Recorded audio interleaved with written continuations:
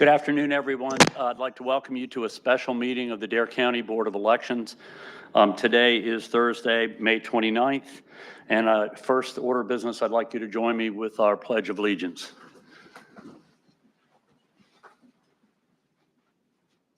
I pledge allegiance to the flag of the United States of America and to the republic for which it stands, one nation, under God, indivisible, with liberty and justice for all.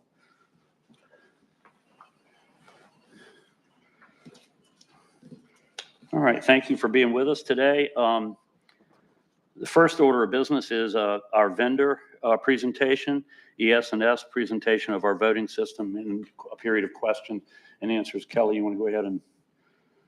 So who we have here is Tom Janicek from Crenelec, and he is going to just demonstrate the pieces of equipment that are that we've requested to purchase, and if, you know, not necessarily what we'll end up with, but he's showing you the two voting products in the voting system. So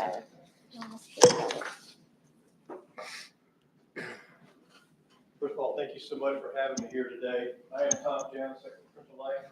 We are the in-state sales representative, service representative for Elections Software. Who we represent. I'd like to try to tell a little bit about our company. We're a family-owned company out of New North Carolina. Our parent company, the UNG Gun Company, has been in business since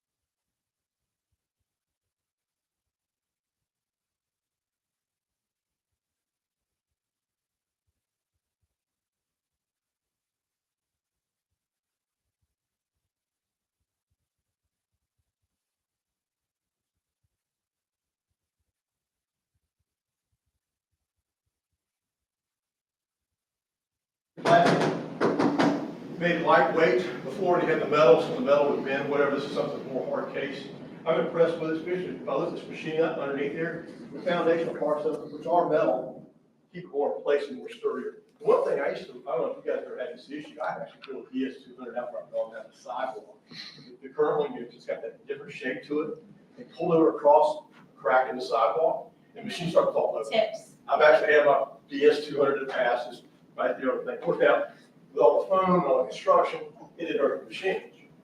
It made me feel a little weary, but that's just something part of the process they have to fix. That's what they have to do likewise. Anyway, part 2.0. Let's talk about a little more about the machine itself. One thing I'll talk about real quick though is you guys, I'm sure on election night, when you did your absentee mail out, your ballot, your precinct, you turn that thing on, took about 30 minutes to 45 minutes to process the information that it took for how long to get your tapes done. It was a long time. The printer on this unit here is 4.5 to 5 times faster than the printer you currently have. Processes information 4 times faster than process that. Putting information into it, when you put your thumb drives in, same thumb drives you're using today, the EAC certified thumb drives, that actually programs are processing about 75% faster than before too. So to kind of give you an idea, I want to fill out this ballot real quick here. These are just little fun ballots we do, demonstration ballots we do for the county. So I'm going to sort them here. We still use the intellectual mark recognition, which is the scanners in this unit. That is the process of the type of scanners that has been certified by ES&S. This machine, of course, went through the million ballot cast with the EAC certification. The one thing I want you to watch is how fast this ballot's taking.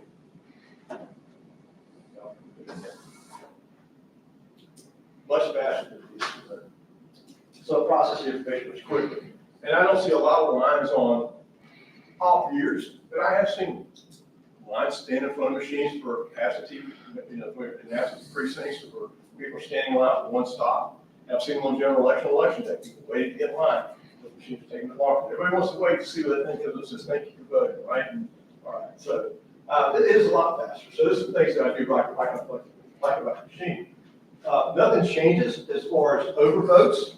So an overvote as you have today, get an overvote from your machine currently today. I'll do a quick overvote here. Same process as you have with the other machine. Takes it, and lets me know here, same information that I had before, your ballot. It's too many votes in one contest. Favorite vacation destination, as you select the 2 candidates, and you only allow 1 candidate. Of course, just like with your DS200, you have the option to your voter. If he met or she met, they have to serve on that, so it didn't happen. So if you have to empty the return the ballot and spoil that ballot as before or cast. So most of your procedures that you're using for your DS200 are not going to change. It's going to be the internal processes going here and how fast the unit is with all the new 2.0 security features that are on this machine.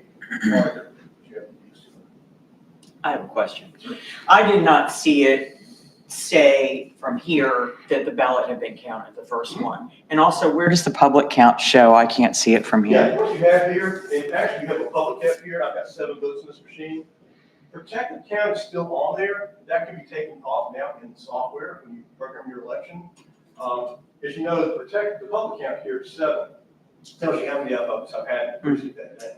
When the House bill came out in 2000, they also required you to do what was called a protected count. That's like the odometer on your car. So this unit here, particular unit right here, has 27 votes on it. That's very confusing to voters on election day. They look at that and go like, wait a minute, this number is different. Why? They start asking questions. So I believe through the state board, it's been approved from Neil. They're now working on being able to take that protected count off the machines. It's not really necessary like it was before. So anyways, I'll show you real quick here. I'll do another ballot.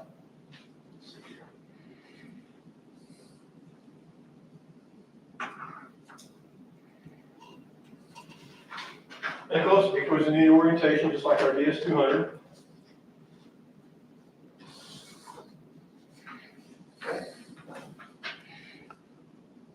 Focus 8, thank you for voting. Question on that?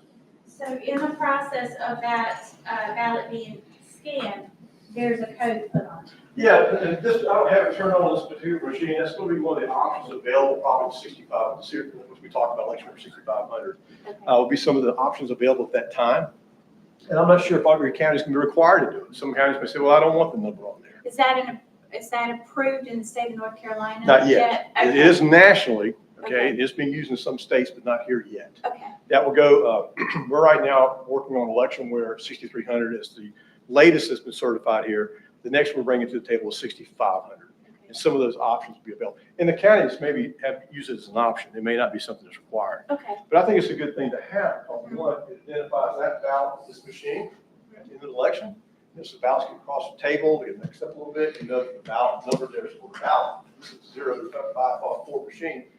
The ballots are 054 machines. We can pull all those together. yeah, I think it's The other great. thing too, again, the random number at the end there has no, it's just a random number that puts on there to say that the ballot was counted. And that's where we get a lot of voters saying, well, how do we know? Well, now you know, because this number got put on here. It got counted there, and you saw your public count go up. So it helps that integrity question that's out there about the election process. Okay? All right, well, I'm going to move to the express. Just real quick, so the random number, right?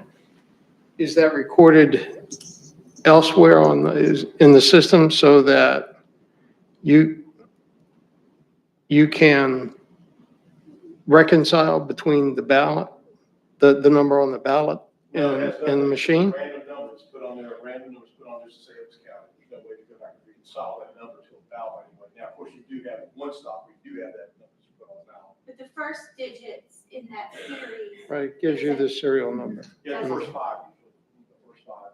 Hmm. I don't really like that process. I mean, again, I was kind of concerned about, having a printer cartridge put on it, why do we need a printer cartridge? Well, that cartridge they've designed for this through Brothers, actually, it'll work up to 75,000 ballots. So that's something they're going to have to buy a lot of. I was kind of concerned about counties having to buy, printer cartridges from there on out. That's not a big cost to the county for that. So. May I ask you a question? What is the purpose of the random number?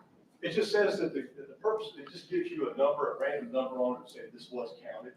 And you could probably cut it off where if you just want the actual serial number machine to be on there, that could probably be done. Because that would show that it was counted, correct? Okay. Yeah, I'm just using, I don't understand the correlation. Yeah, I think that would, Random number on says counted. I'm not saying you're wrong. I'm not seeing the cause and effect or the relationship between having the first 5 digits from the machine. Yeah, that'd be a choice of the county. Some counties won't use that process. Some counties say, I just want the number, the serial number of the machine on there, and they'd be fine with that. Well, they don't want to use it at all. Again, I'm not sure where the state court's going to go with that. It's just an option available. I'm looking for some rational reasoning here. The counties will pick what they think will be best to protect the integrity of the ballot counting system. Is there an improved benefit? And if so, what is it? Again, I'm struggling to connect what you said. I'm not saying, I don't know. Well, it's insurance that the ballot was counted. Once it goes through, we know it's been counted by the public count. But the first 5 digits are not an assurance that the ballot. Well, the first 5 digits say that this machine serial number is on that ballot, and it was counted by this machine. Okay, that's wrong. And again, I won't let it go. Doesn't that mean the second 5 are superfluous? Depending on how you look at it as a county. I'm not trying to argue left or right, I'm just saying it's an option available. It's not true. Yeah, something like that is a random number, and maybe a random number we use for whatever purposes. We have a random number that ballot was counted, and that's you're identifying that ballot is a ballot counted by this machine. Again, that's an option, can be an option for the county to use that, I'm sure. I'm sure going down there, again, I can't say. I'm guessing that they've had to randomize it instead of making it an actual count because you've got to be very careful that you don't mess with the integrity. And if I know you're the 5th person that voted and then your ballot also says 5, now I know how you voted. So they have to. No, I get that. Yeah. That absolutely makes sense. I'm just trying to understand why the first 5 digits assigned to that machine are not sufficient to verify or validate it's been counted. Again, it's just an extra step. It's just an extra step available to you. If you say, look, I think it's great we have it, but I want to add to where that number's on there too, to verify. Again, it's just a process that you have an option to use, that's all. Most counties I've talked to about it, seem fine with it, but we haven't tested it yet. So during a live test, it's a little different story. Again, just part of the 2 minutes after. Okay. All right, let's go into the express vote. You've been using in the past, you've been renting a unit called the Automark. Very expensive rental too, which we were able to, again, we were able to go back to ES&S through our office and see if somehow we could take some of those numbers you guys have paid in the past to help give a bigger loyalty discount to the county. They came through, they did a really good job. I thought it was a quote we gave you guys. The express vote basically is a machine that is actually just, we use it for ADA. It does have some other processes that use it. Again, your Automark weighed about 52 pounds. It's heavy, it's on. This is around 22 pounds. I brought it in here in a lightweight case. A little easy to operate and work with. There's not a lot of changes to it for what's using your Automark. Except for the fact you still have, for those out there, visually impaired issues, the same pad. This is a generic pad. It's used by the visually impaired community. Okay. The headphone jack goes right here for those with hearing disabilities. And also it has an option here also for a sip and puff device. Now that's a device that a voter would have if you're paraplegic. They would come in, they also, that's not something you have to require to have in stock. It's something they would have to use, come in and use. With that being said, simply what we do here is a little bit of a ballot savings. We use a stock paper here that is a thermal paper to activate this. Nothing changes as far as your, someone comes in as visually impaired wants to use an Automark, or somebody that's not visually impaired wants to use an Automark. But what we do here, actually just put this card in.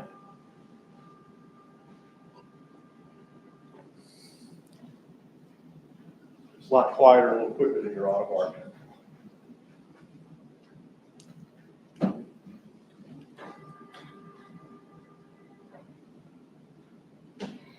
Okay, now this has, I talked about earlier, we have ElectionWare 5240, which is which everybody is going to at least in the state. They're decertifying Unity. 6300 is where we have a lot of our counties, it's what is also certified in the state. This has a 3-column ballot to it. 5240, you'd have just 1-page ballot. That's the big difference that I see in the two units here. But you still have the same features that you have in your Automark. If you say, well, the text size is a little small, and I want to use this machine, then I can enlarge the text. Turn the ballot. And you can see that. You have some folks that have macular degeneration or issues with seeing certain things or some small print. This is a process you would use for that. Also, too, for some out there, the display can be changed to a dark background, give them more of a feature to be able to see the ballot. Okay.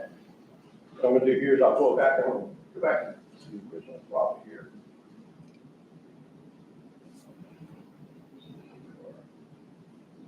Okay. So they actually they just vote this out. Now, we talk about ADA compliance to deal with those who are totally visually impaired. A lot of counties may say, well, why do I have to have this? Well, because of the HAVA Act back in 2000, every precinct in America has got to have an ADA device for those who are visually impaired to be able to use. So I know years ago, when we first brought this unit to the state of North Carolina to be certified, we had other vendors there trying to get certified in the state. The North Carolina Association of Blind was actually there and actually came to us after they tested all the machines to talk about how much easier this was to use than the other units that were in there. So this is what ES&S actually developed this unit through a college at Worth to work with one of their divisions, one of their schools there, blind, to actually determine, visually impaired, to determine how to set this machine to be ease of use for them. So that's how it was actually put together. For someone that's totally visually impaired, I don't know what your process is. Normally what I teach in poll worker training, if you have someone who comes visually impaired and they want assistance, most time they have someone with them. But if they want assistance, a lot of times I'll ask them, please grab my right arm. They'll take your right arm, bring them to a chair. I'll sit them down. I'll give them their pad. This pad's universal. It has Braille on it, and they're used to using this type of pad. This is something they use on an ongoing basis.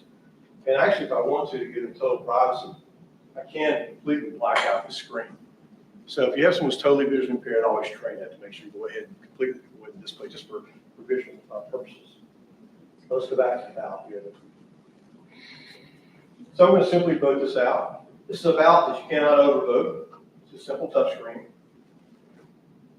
Okay. I go to the next contest here. Vote for one here. We're going to do vote for one there. So she's a Labradoodle, and I didn't know what we were getting into with a Labradoodle. Yeah. She just turned 5 months old, and she weighs 40 pounds with a 2-year-old mine. We went camping last week, and it was an adventure. So anyway, I get that added here. Also, write-ins the same way here. It's just 2 activities you like to do. I can pick hunting and fishing, traveling. I can also do write-ins. This is just like your Audemars. Nothing changes from that standpoint.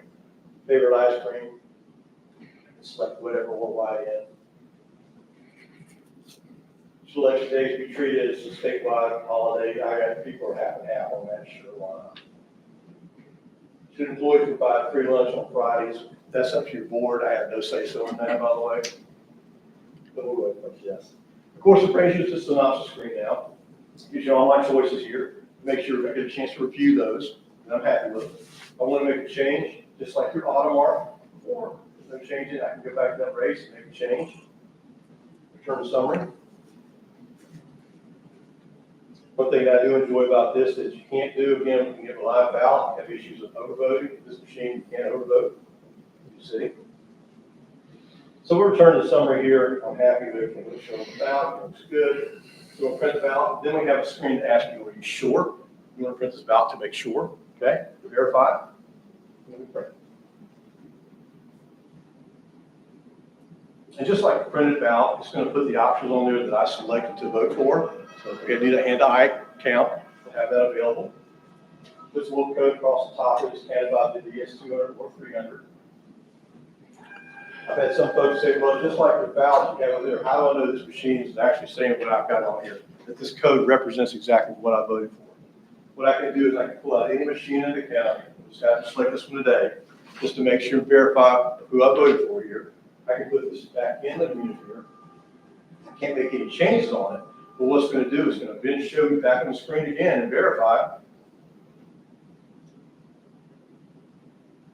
of the selections I made. There you go. And I can stick that in any machine that has the code that we've done for that election in any precinct here to verify that. This simply, just like your use on your Audemars, goes to your DS200 or your 300. It's counted just like your regular ballot. Okay.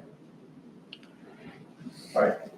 Simply set up, by the way, too. Right now, the Audemars, you have to lift the lid on it. You got to turn a key. You got to pull out your pad on it. For this one, you'd open the side door here, excuse me, and you just turn it on. Simply just turn it on.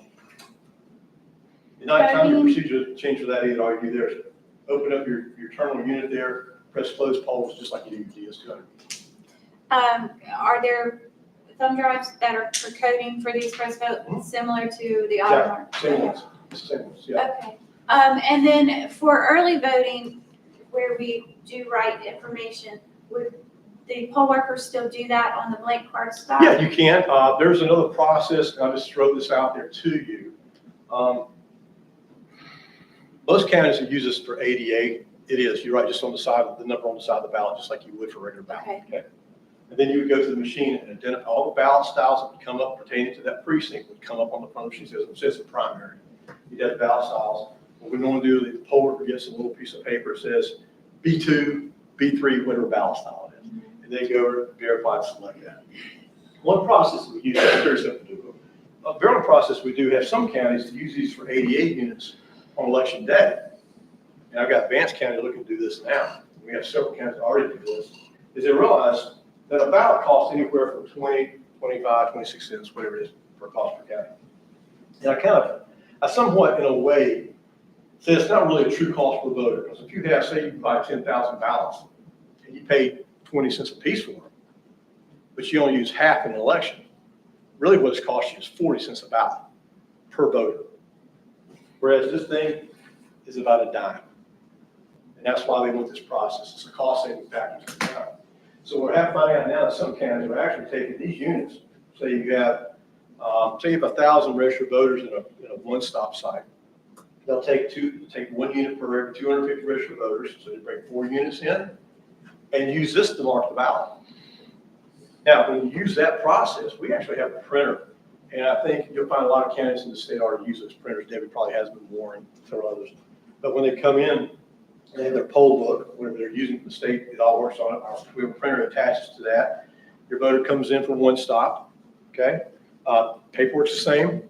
When they hit enter, it's going to automatically do 2 things. One, it's going to put that number you've been handwriting on it. It's going to print it on there automatically. So there's no mistakes. Second of all, it's going to put a little code on there of exactly what their ballot style is, so there can't be no mistake on that either. So then they can walk over to the machine here, insert it, the correct ballot style comes up, and then they're done. Again, that's a process, for instance, like Catawba County. Catawba County still gives an option. Some of those who want to use ballots, they're going out where they're on one stop, especially to save some money. Because right now, most counties, I think are probably anywhere from 45 to 55% early voting now. It's a large number in most counties nowadays. So that's a big cost savings for the ballots. And the other option is the ballot on demand, because that allows voters to use a ballot that looks just like a ballot, which I think makes them more comfortable. Yep. And we have asked for that system as part of the package that we requested. Say that one more time. It's called Ballot on Demand, and it's really just a laptop and a printer that during early voting, where we do have the majority of our voters, as well as absentee by mail, where you have to put that identifier on the ballot, you have to handwrite it in, and the ballot prints from the voters' information, so there's no mistakes, there's no handwriting. You eliminate the ballot station person completely, really, because there's nothing to write on, and that ballot that prints looks just like the ballot that we have already stacked. And I'm going back over. If I came in to vote early, don't you just hand me a ballot? Well, what ballot on demand does, like Kelly talked about, you still come in and register, just like you normally do today. Right. Instead of pre-printing a ton of ballots in the precinct, in other words, you gotta have 30,000 ballots in the precinct pre-printed at a cost. What we do is bring ballot on demand in, and when they hit enter, it prints your ballot on demand, okay? Okay, It's so in I'm not seconds. gonna buy a bunch of ballots, and what happens is, two things happen. As you know, early voting, what you talked about, you gotta have that little registration number on there. It's gonna pre-print it on there for you, so there's no mistake handwriting on the ballot for one-stop voting. The second thing is that you're gonna get the correct ballot style every time. It's a great process, and we're now using it in 45 counties. Automatically, why are we even talking about it? No, I'm serious. well, and so we have to I have have, an idea that makes absolutely perfect sense. yes, and I don't even understand what I'm better talking about. is after early voting, we have to do something called a VTD sort, where we sort all of the early voting and absentee ballots to their respective precincts, so that the counts are the votes are accurate, not for the election, but for history. And so it makes that even more accurate, because the computer did it instead of a human. So, Why are we talking about it? but we have to have this machine per federal PAVA compliant law. We have to have one ADA machine in every precinct. So that the law says that if you are disabled, but you choose to vote on your own, we have to provide a way for them to do that. That's this machine. No, got it. Yeah, I was all over that. Yeah, so, Ask me on the but this one here, it's separate, because my only concern with the process of having anybody vote on those is that little slip of paper isn't always taken as having this actual ballot. People like to see a ballot. They like to see their choices. And so this prints the ballot that looks like the ballot with the choices, not just their selections, but, How many of our voters are going to need that in Dare County? that is a small percentage. I know that. How many? I probably say 23. less than 50, but by law, we have to have No, I'm not arguing. I'm trying to determine how many. I guess it's 23. You do this every day as a professional. You said less than 50. Yeah. What does one of those machines cost? A little over $3,000 a piece. And how many do we need? 16 with, I would say, 2 extras, so 18 is what I asked for. 50 to 60,000 for. It's unfortunately a federal law that came out in Howard compliance, the law that came out in the year 2000. Every machine America got. I'm Now, not questioning the wisdom of federal law. We can do Yeah. that till the cows come home. yeah, You know yeah, what I'm saying? Yeah. We're paying $2,000 a vote to accommodate. Everybody got that? $2,000 per vote. well, in that instance, then too, down the road, when people start feeling more comfortable with this, then you start contemplating it for early voting.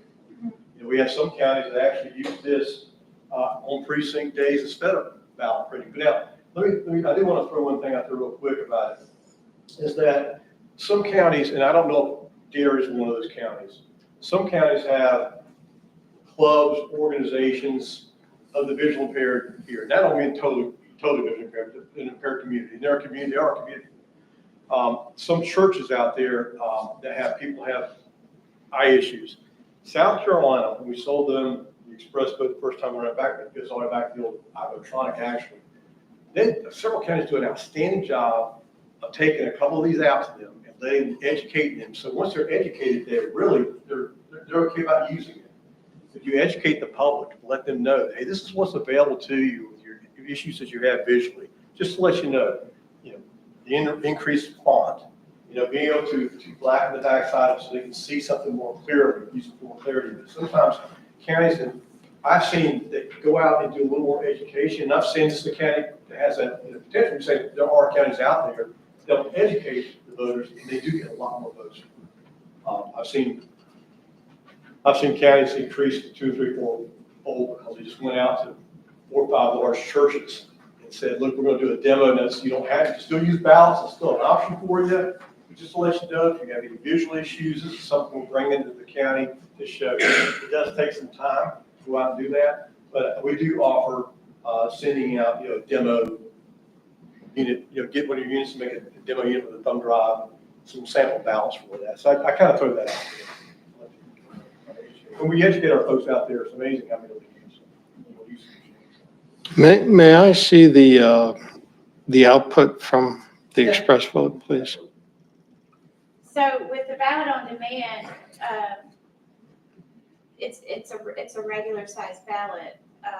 And you also, all of the equipment is still with the poll worker at a polling, at a check-in station, whereas these, for every unit, you have to have power, you have to make sure that you can accommodate, whereas when they get the ballot on demand, they go up to the booth, they do their thing, Feed it in this guy and out. So this does take more time. So while I still need definitely, more time. I'm watching. Yeah, again, though, these are options I threw out there. yeah, so while Counties start looking it's at great costs. to have as an option is. for anyone, I agree. And so I like that we have it and we have to have it, but I think ballot on demand is going to be Yeah, a great I'll throw it. addition because it's going to keep the confidence to the voter that they still get to vote on a regular ballot. Yeah, let me throw one thing out about that. I want to say one more step about that. Because in a precinct, if someone's visually impaired, this is going to be their ballot, Yes, okay?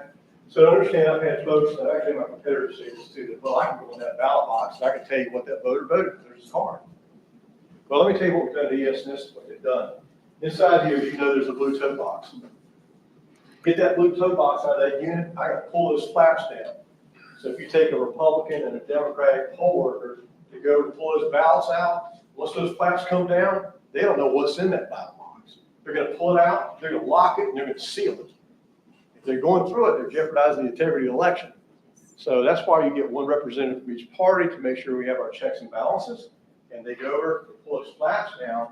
Now they can't tell if John Smith came in at 2 o'clock and voted this unit this ballot when he came in. I just like to throw that out there because In our precincts, everyone watches what Yes. gets pulled out, everyone. yeah, so when you Not pull that just two flap people. down, you can't see what's in it. and That's there's correct. no Pull those reason ballots out. for a precinct official to be in the bucket, Yeah. in the bin.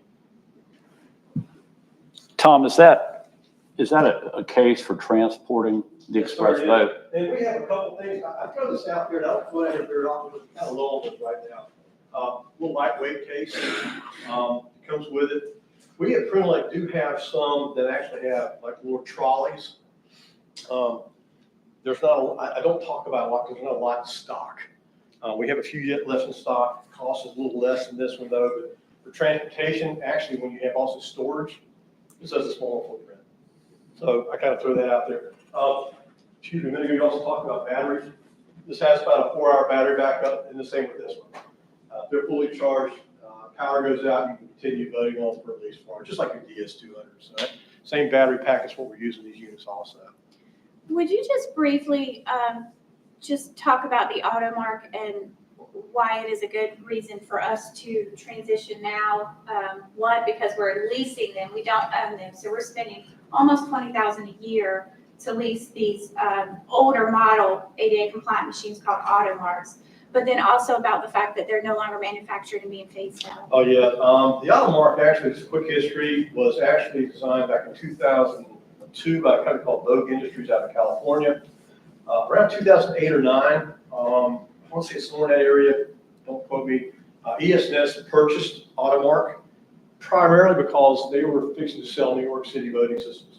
And they wanted the DS200 and the AutoMark to be a package. At that time, they did purchase the AutoMark. The AutoMark has been a great unit, has worked well over the years, but it's an antiquated piece of equipment. I mean, how many people today still have their phones from 2003? It just doesn't exist. So it is older equipment, it's bulky equipment. How often I don't know does if the they- AutoMark use each year?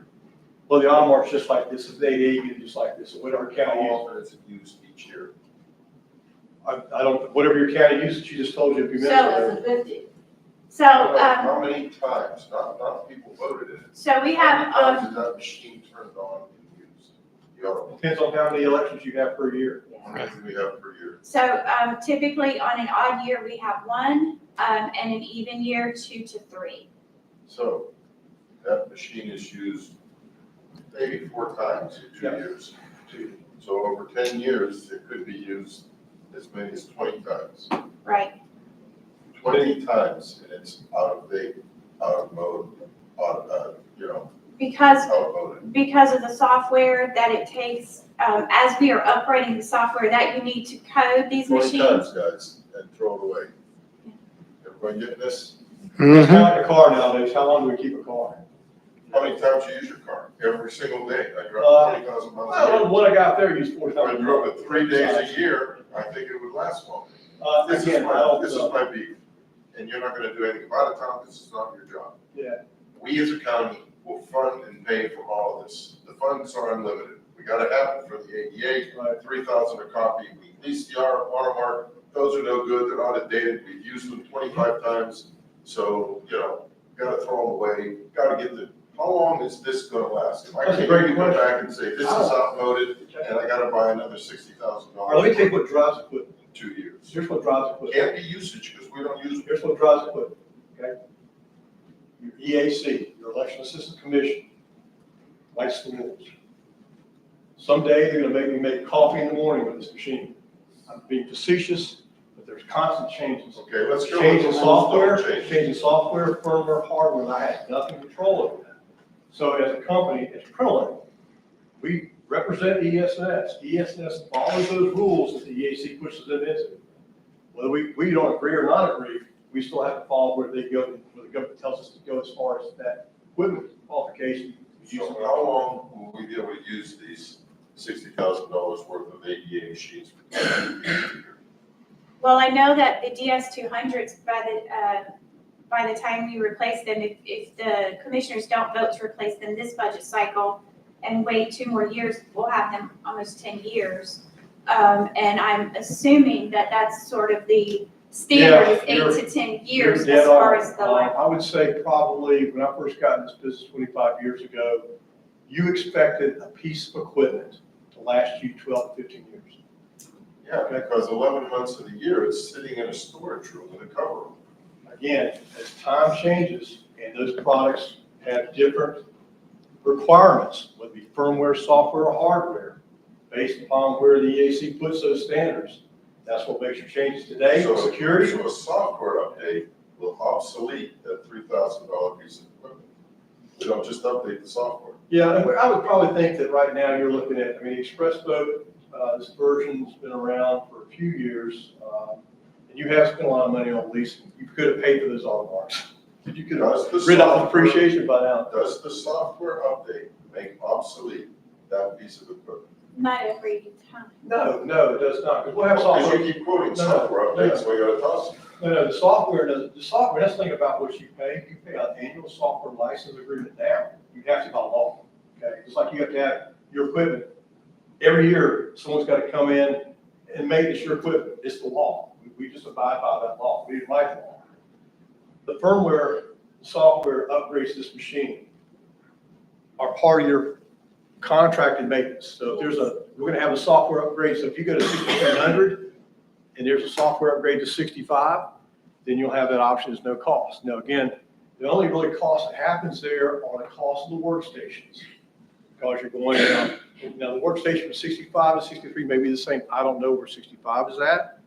But I know for the workstation from 5240 to certified to state is using a Windows 7 product. Don't get excited about that. All we use the Windows 7 product for, or 10 product, is to turn the machine off and on. Every computer in this state is used for elections. It's hardened. We take the hardware, software, and firmware off of it, so it can never be connected to the internet. So all we use right now, we actually have some old XP units running some Unity in the counties in the state right now. All we use the computer for is to turn it on, turn it off. So I try to get folks, especially in the IT world, to understand that it has nothing to do with the election process. Do these pieces of equipment come with any warranty guarantee? 1 year, 1 year. 1 year, We're gonna use it one time and the warranty's expired. 1 year, 1 year from time of delivery. Printellect, that's the name of the company. Well, 1 year. our company, we don't write that warranty. The warranty's done by ES&S, and that's a standard warranty for every company in the nation. They do 1 year on election equipment. Now, maintenance, you do have a maintenance that you pay every year that we provide. You pay an annual maintenance. If there's some things on that product that go bad, boards, sensors, then that does pay for that. Okay, so understand when you do, that does pay for that. Okay. Oh, we're good guy. We're gonna be in there paying for it. Just fund these guys. Sir, I'm not here to argue. In fact, I'm trying to tell you the I facts feel of the like I'm machine. getting so, 1 year warranty, we never use it but one time. You gotta provide mandatory maintenance. You need 18 of them. And how long are they gonna last? In other words, we won't hear about this for another 10 years, about that machine or that machine. They're gonna be 10 years, because we only use them once a year or maybe twice if we have a primary and a general. I guess unless there's changes from the Changes, EAC that makes us get Yeah. different equipment. The EAC alone, the executive order came down from the president 2 months ago, says that you gotta be, it's your tabulation equipment, it's gotta be 2.0 enabled. Then the DS200 you currently have, you'll have 18 months to replace them. Again, these are just, we're just following the guidelines that we're told to follow. It's told to follow. And the EAC is Barring Elections a Assistance new- Commission. a federal commission that the federal government uses to set the standards. Yeah. right, but I'm kind of saying, okay, if there's some draconian rule that obsoletes all of our equipment, I don't have control. Barring a draconian rule that obsoletes our equipment, how long am I gonna be able to rely on this? You won't come back and say, you gotta buy Well, if another I one. would say today, I would look at 10 to 12 years easily, the machines you're gonna buy now. I don't see any major So when we changes. get this in the presentation, I want that written down, 10 to 12 years on this equipment. I can't, again, if the EAC makes a change in 18 months from this executive order, then something written for me is completely out of the box. Right. Barring an EAC mandate, Yeah, these equipment will last for 10 to 12 years. I don't think ESNS will do that, but I'll be Can't glad do to. that, no, can't do that. This is, I treat it like it's my money, Tom, like You you're should, coming you out of my should. wallet, not I some agree. county's treasury that nobody knows about, it's nobody's money. If it was my money, I'd demand it. And you'd say, well, I'm sorry, I can't do it. You can call the EAC and. What about exactly your get maybe company? the answer for that. What about your company? Our company has no say-so on that. Our company just represents the election system software company who writes according to what the EAC tells them to write. Okay, so that's why we sell the equipment. This is what's certified in the state. This is what's certified in the state. Okay. Yeah, I mean, I apologize, but I don't have all the answers for you. It's just, But sometimes when folks, we educate them about the national rules and regulations, they're shocked. They've never heard these things before. But unfortunately, they're out there. They've been out there since the EAC's been around.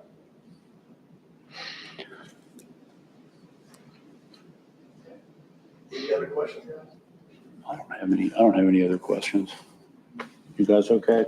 What you see? Well, just a point of clarification, when we were talking about software and the discussion about obsolescence or the possibility that it wouldn't obsolete your machine, there is the potential, if there was some mandated change in the software, that your machine might not be But you're paying for- compatible. You're paying for that upgrade already. It'd be free to the county. It's not really free, but you're paying a software license agreement every year. Paying that agreement right now, if there's a software upgrade, it's free to the county. But I gotta be careful how I say this. But No. you have to pay a software license agreement. So It does cover that. you're saying that a software upgrade, Mhm. there's no possibility that that's not going to obsolesce the machine that's running or is targeted for that software. Is that what I'm hearing? Yeah, any software upgrades, like I said right now, to the county as far as cost, these are upgraded. These are always gonna be upgraded unless, again, they decertified for some reason 15 years down the road. But paying that software license agreement, you're gonna pay it every year, Mhm. and you're gonna continue to pay on this because the state, it's a law, it's gonna be like the law. It pays for those upgrades. So Okay. you don't have an extra, it is a significant number. I remember when it first came out, the reason they came out with a maintenance agreement back when Mr. Bartlett, I don't know if you know Mr. Bartlett was state director. The reason they came out with maintenance mandates on equipment was that the maintenance mandates was that Jerry kind of felt like if there's a truck out there that's got 100,000 miles on it, you never change the oil on it, when it's gonna break down, probably next time you drive it. But if you don't keep maintenance upon equipment on an annual basis, when's it gonna break down? Election day. And that's why the legislation here in the state went with a mandate of annual maintenance. Again, we just went, we put the mandate together, here's the price of that, and we're gonna take care of it from there. So that's how that went. So for instance, the Unity that we've been using forever, way longer than 10 years, 2000. Well, that's a So good that's- example. that's an where- example where, because the state is saying that we have to upgrade, we could upgrade to the 5.2 and still keep the auto marks. Okay, So even though we have an upgrade, we could still keep the auto marks.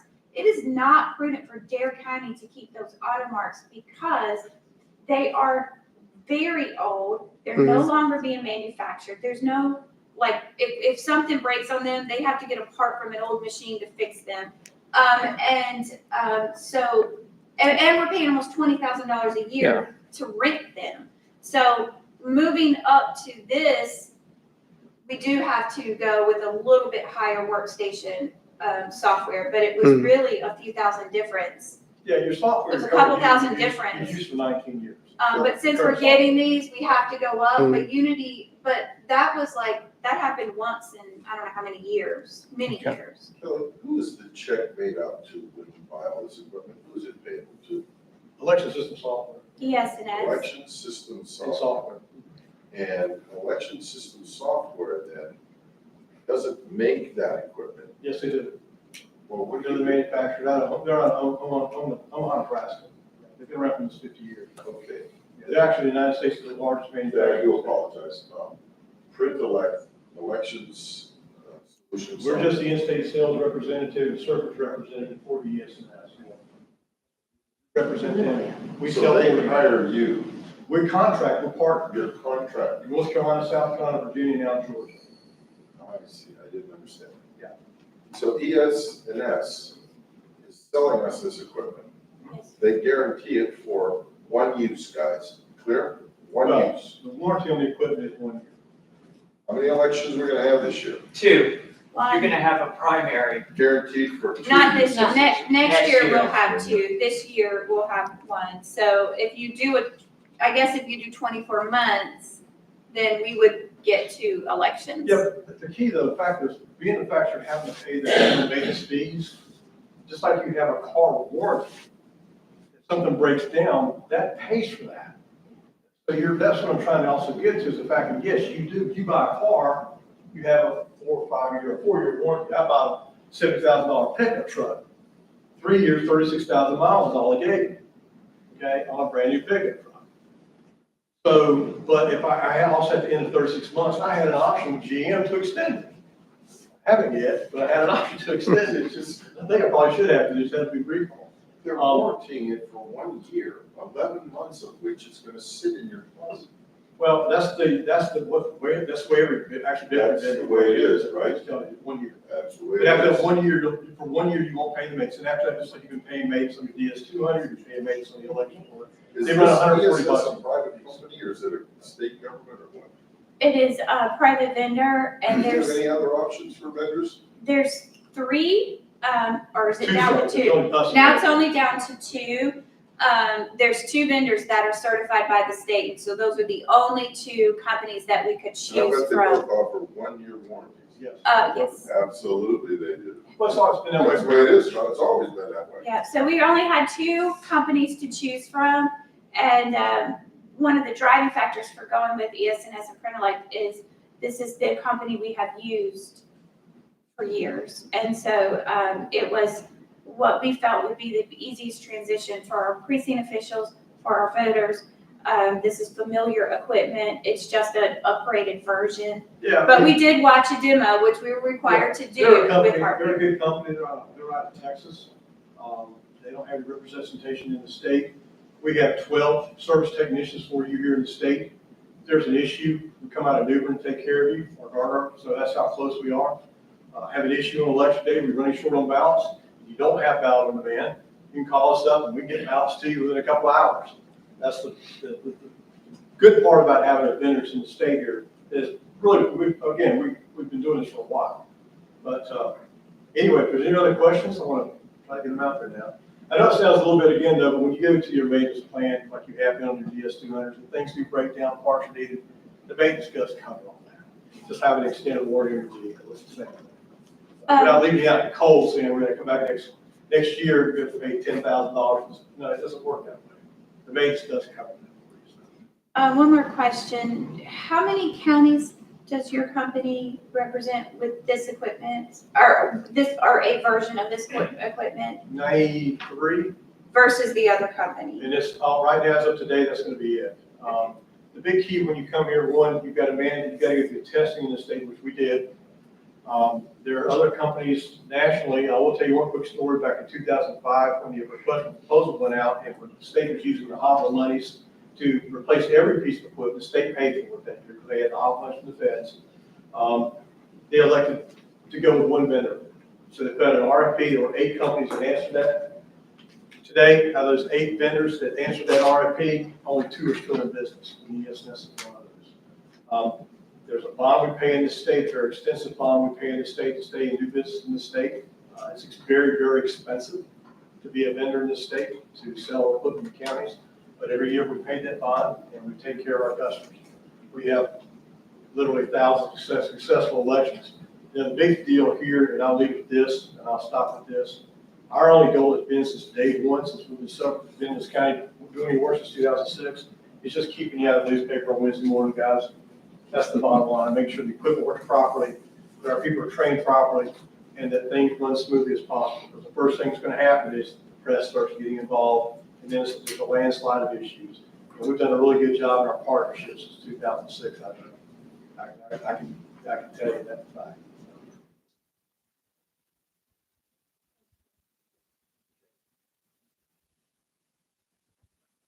If you wanted to dismiss anyone who was here just for the presentation, Yeah. of course, they're welcome to stay, but then we can move forward with a little bit of the meeting. Yeah. Okay, so, Tom, thank you. Thank you, Tom. And thanks for your input. Rob? Guys, when it comes before the board, I want to ask you all, how many years is this stuff going to last? How soon will you be back asking the board of commissioners for another multi-$100,000 check to replace either that counter or that ADA machine? What will you say? I don't want to ambush anybody. I'm going to ask. We What will you understand. say? We understand that. We hope that it's at least 10 years. We anticipate. And I think that there was already some talks, and it may be that we go forward with the I have to workstation leave at express 3:30. votes. Okay. Just wanted to let And you then we know, do the so I'm DSP sorry about that, I for the next apologize. budget cycle, because we still have a couple of years left on the 200s, and they seem to be operating fine.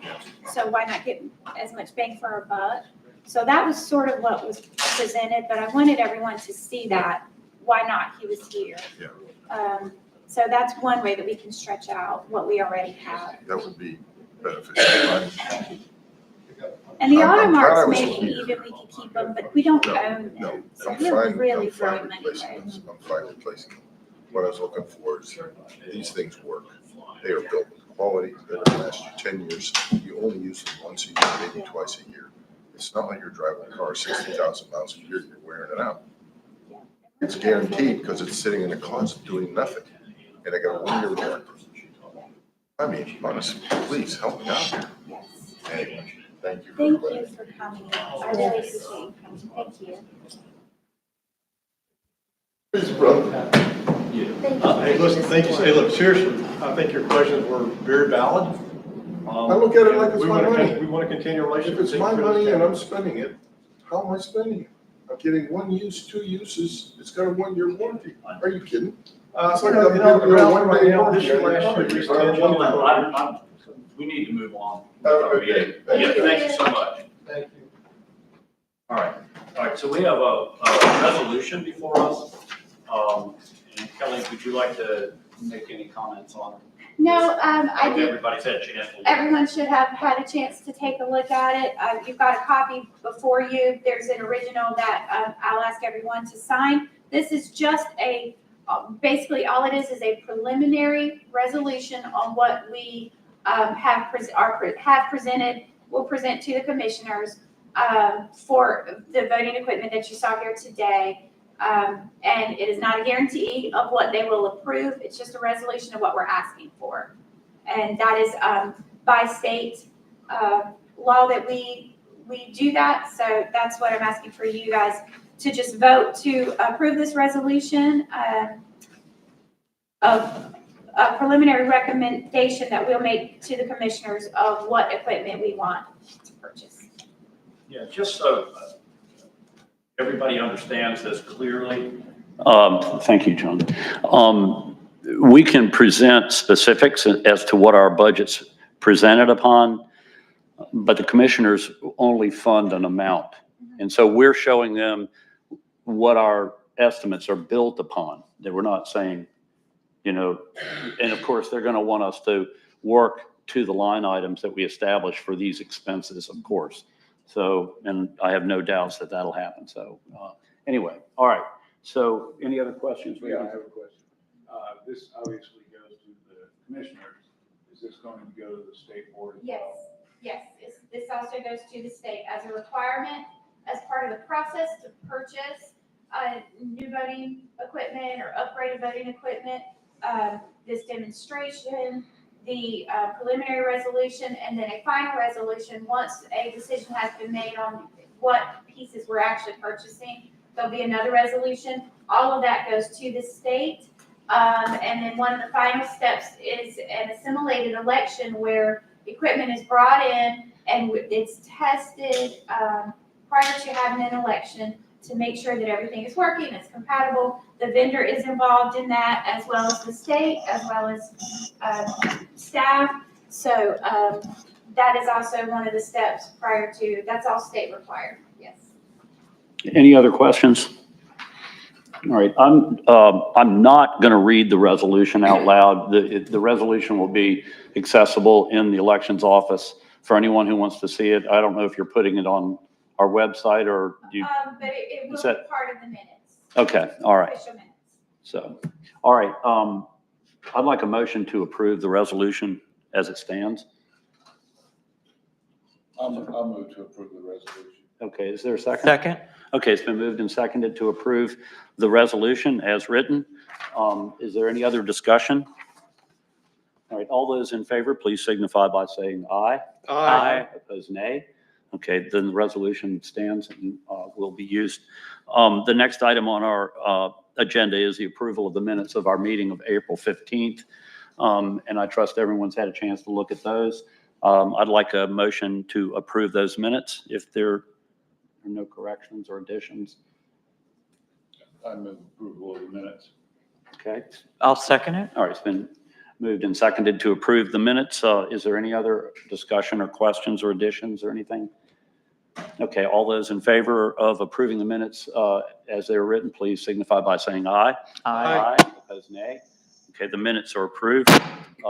Next item for our meeting is our Let's do that. director's report.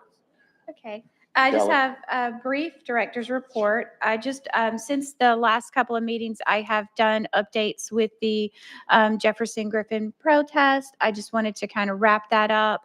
On May 5th, a federal court upheld the state board's decision from December to dismiss election protests brought by Jefferson Griffin, who was a candidate in the November 24 contest for Supreme Court Associate Justice. The court also ordered that the state board certify the election for Allison Riggs, the candidate who received the most votes in the contest, as determined by the official count by the county boards of elections. The federal court paused this decision for 7 days, giving Griffin an opportunity to appeal. On May 7th, Griffin announced that he would not appeal the federal court's decision. As a result, the State Board of Elections issued a certificate of election to Allison Riggs on Tuesday, May 13th, 2025. The state board already certified the canvassed vote totals in this contest at a public meeting on December 11th, 2024.